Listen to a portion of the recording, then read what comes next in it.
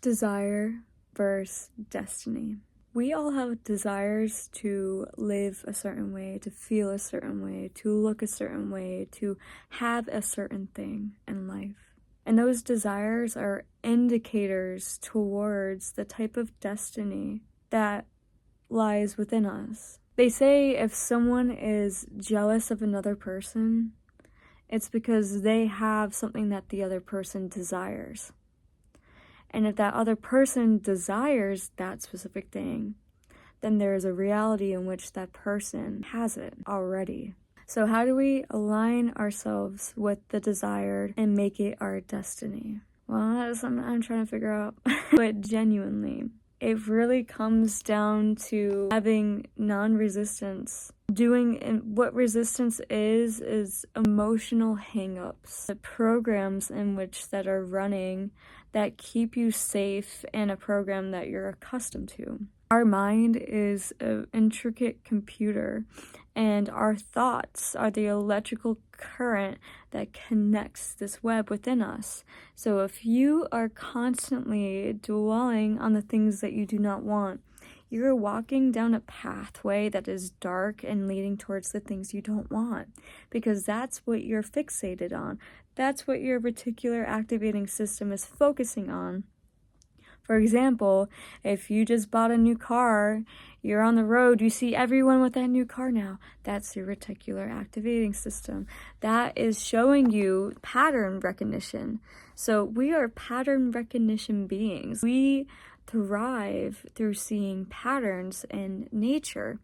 And so if our mind is attuned to just seeing the patterns of things that we don't want, we're going to get that outcome. So really the biggest work that we could do in our lives ever is to reprogram our mind.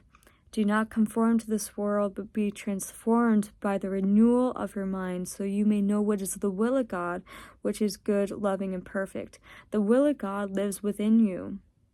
There's a secret code within you that if we shed off all of the limiting beliefs and we go back to the innocent state from which we were brought into this world from, we can choose a better way. We can become into a better way.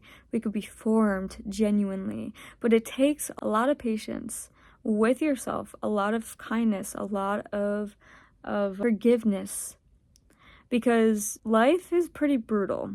We know this. It is not a friendly plane that we're living in. There's a lot of things happening at the same time. But it's up to us to choose to attune ourselves to a place in which where we're integrated. The masculine and feminine parts of us integrated. The good and the bad integrated. The light and the dark integrated.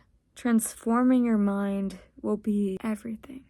So why not just take the time to become aware of what emotions you're sitting in daily? And I'm preaching to the choir here, as in to myself, because there have been many days that I've just sat in sadness or despair because I was unsure of what is next and fearing the future.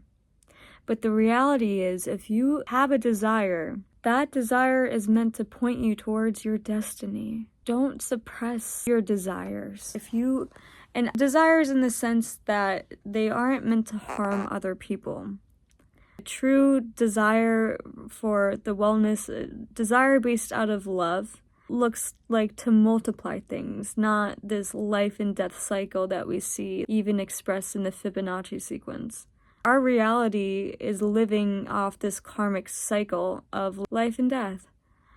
But the way that God created this world genuinely was an eternal loop where it's multiplication. It's only everything is multiplied. It's not a consumption-based reality that we're in. So how do we get from a consumption-based reality into a multiplication and eternal life reality? We have to live from an eternal place, which is beyond the lower frequency emotions that we have in this plane of existence that create separation. So it's up to us to choose to trust. And so I challenge you to trust, and I challenge you to renew your mind and to challenge your emotions when they come up and say, I'm going to transmute this into what I do want. Because that's our superpower here. That's how you transform your desires into your destiny.